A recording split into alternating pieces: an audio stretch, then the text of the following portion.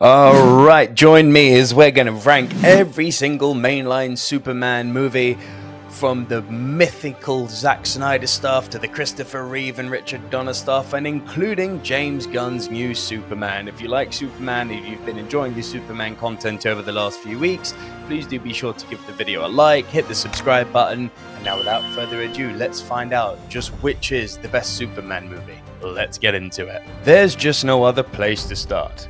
Obviously, Richard Donner's Superman isn't just a classic, it's the blueprint, the film that made the world believe a man could fly. Christopher Reeve gives a generational performance. He's charming, vulnerable, commanding, and he nails that Clark-Superman duality better than anyone before or since. One minute, he's a bumbling journalist, the next, he's inspiring hope on a global scale. Margot Kidder, electric. Their chemistry crackles with energy. And let's not forget Marlon Brando as Jor-El, an inspired bit of casting that gives this film mythic weight from the first frame. The only real misstep is Gene Hackman's Lex Luthor. Basically plays the role like a Saturday morning cartoon villain. It was possible in the 70s, now not so much. Despite all that, this film is god-level brilliant. I'm giving the 1978 Superman an S rank. It still remains untouchable, S for super. Everything that worked in the first film, still here. Especially Reeve and Kidder, whose chemistry deepens beautifully, but Superman 2 adds a genuine cinematic villain. Terrence Stamp's General Zod, equal parts regal and menacing, he's a standout, even if nostalgia might be doing some heavy lifting here. The tone is a bit messier this time, but it's still a thrilling continuation. The only real drawback, and this applies specifically to the Donner cut, a recycled ending that feels like a lazy retread of the first movie's finale. The Richard Lester version is less so the right version for me. I'd go with the Donner cut here. And yes, Gene Hackman's still about, and as you know, not a fan of his version of Lex Luthor. With all that said, this is still a fantastic movie. I'm giving Superman 2 an A rank.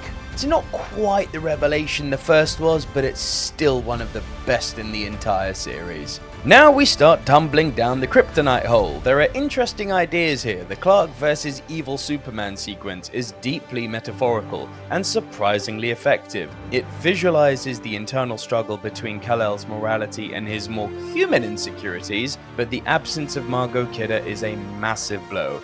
Her dynamic with Reeve grounded these stories, and without her, the film feels adrift. The new love interest goes nowhere. The tone wobbles. And despite a weirdly charming performance by Richard Pryor, it feels like the writers had basically checked out from page 10. It's not D ranking, but it's not much higher. This movie gets a C rank from me. Techno goofiness, but it has a certain time capsule charm. Unfortunately, charm does not equal quality. Oh dear. This is the one where Superman throws nukes into the sun.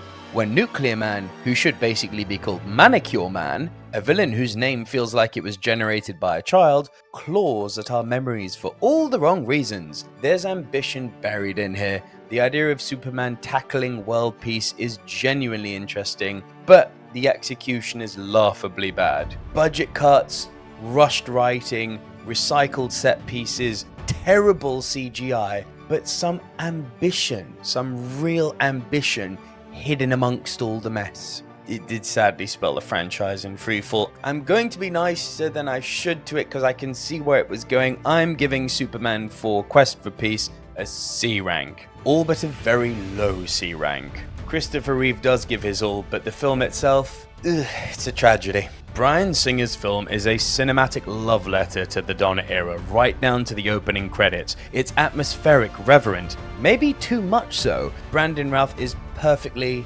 fine, but he's not Reeve. He lacks that unique spark, especially in the Clark Kent persona. He doesn't play awkward or nerdy, he sadly plays forgettable. But Kevin Spacey is a fantastic Lex Luthor, charismatic, dangerous, a villain with purpose, and that plane rescue sequence, arguably one of the best action sequences in any Superman movie. It's very mid of the range. I'm going to give Superman Returns a B rank.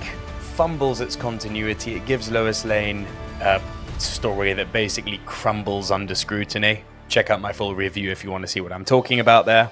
and the second act drags, is beautiful, but flawed. Oh yeah. Zack Snyder's Man of Steel is a hard reset. Gone is the whimsy. In its place, operatic grandeur. This isn't a Superman who winks at the camera. This is a god learning how to be a man. Cavill's performance is stoic, powerful, and emotionally grounded. He's not Reeve, but he's not trying to be. This is Superman reimagined for the modern world. Visually, jaw-dropping. The action has weight. The sense of power and speed, unmatched in any Superman movie. Michael Shannon Zod is a terrifying zealot. And the two father figures played by Russell Crowe and Kevin Costner anchor Kal-El and serve as philosophical anchors for him. Goddamn, I love this movie, and you know what? It just gets better with every single rewatch. I'm giving Man of Steel the acclaimed S rank. Only misfire is the Lois Superman chemistry. It's a bit cold in that sense, but otherwise, damn, this is one of the best comic book movies ever made. Really. A modern masterpiece. Ah yes, the Martha heard round the world. There are flashes of brilliance. Snyder's visual flair is breathtaking, and Superman's moral crisis is interesting, if undercooked. But this film buckles under its own ambition. It tries to do too much. Introduce Batman, build his conflict with Superman, introduce Wonder Woman, introduce Lex Luthor, introduce Doomsday, tease the Justice League. It's exhausting. Affleck's Batman is emotionally flat. The titular fight is underwhelming. And Eisenberg's Lex? Wildly divisive. But you know what? As a criminal mastermind, he works. He's manipulative. He's strategic. His plan works, as I said, and he's oddly compelling. No one's going to agree with this, but that's fine, and this may be the point where you stop watching the video. Please don't. Eisenberg might be my favorite Lex Luthor. But despite how much I love Eisenberg's Lex, and despite how much we get more Cavill in the blue suit, there are so many elements here that just, there's aspiration, falters. It almost flatlines. This should have been more, this could have been more, but we got Martha'd. I'm giving Batman vs Superman Dawn of Justice a C rank. Unfortunately, as a Superman film, it's one of the weakest. Let's just pretend the theatrical cut doesn't exist. Please. The Snyder cut is bold, bloated, and beautiful.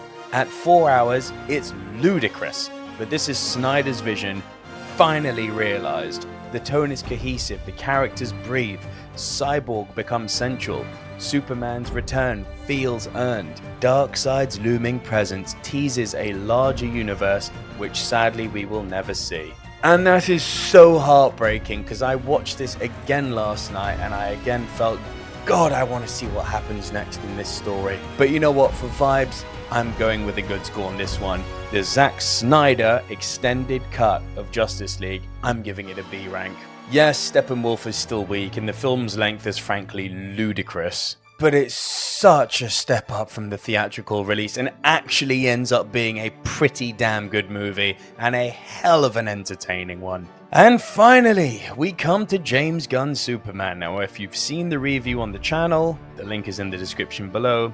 Y'all know I wanted to love this movie, and I'm certainly not one of the so-called Snyder bros or one of the basement dwellers who was calling for this film's demise. I was calling for this film's success. I wanted to love this movie. I really did. The casting is pretty damn good. The production design pops, and Gunn carves out a tone that's entirely his own, blending sincerity with quirk in a way that, whether you like it or not, and in my case I didn't like it, it was still fresh. But somehow I left the theatre unmoved. There's no wow factor. There's a hollowness at the center. Maybe it's the pacing or the emotional beats that didn't land. Maybe it's just me, because most of the world seems to love this film. Over 5,000 reviews on Rotten Tomatoes, and this film sitting above 90%. Over 90,000 reviews on IMDb, a site which doesn't prevent photobombing, and it's nearly at 8 out of 10. This movie has been loved, and the fact that it's been loved makes me happy because it means people are going to the cinema, they're having a great time, and they're coming out and they're sharing the love of cinema. Super. I regret that I can't share in that love, but I'm happy y'all are enjoying it, man. And I'm not hating on that. I'm not being facetious. I'm being genuine. If you love this movie, I love the fact that you love this movie and I celebrate that. But it did not work for me. Although the character does deserve love and I'm happy that it gets so, just from my personal experience, I gotta go low to C rank. And God no, I am not suggesting that this is the same in terms of quality as Superman 3 or Superman 4, which is kind of the problem of ranking videos, because this is far superior to Batman vs Superman. It's far superior to 3 and 4, but in terms of enjoyment, which is how I'm using my ranking system, it's about the same. Sad times, man. It just didn't soar. So whether you're team Donner and Reeve, or team Snyder and Cavill, or team Gunn and Corn Sweat, hell, maybe even team Singer and Ralph, it's all good as long as you're having a good time. One thing that's clear is that this character's journey across cinema has been long, enjoyable for most part, complicated, absolutely fascinating. Enjoyed this? Subscribe for more.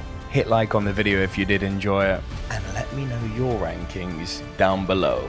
Let me know how you guys place all these movies, and of course let me know I'm wrong, which I'm sure is going to happen. But until next time, we're done for Superman content on the channel for a while. I'll see you guys very soon. Bye for now.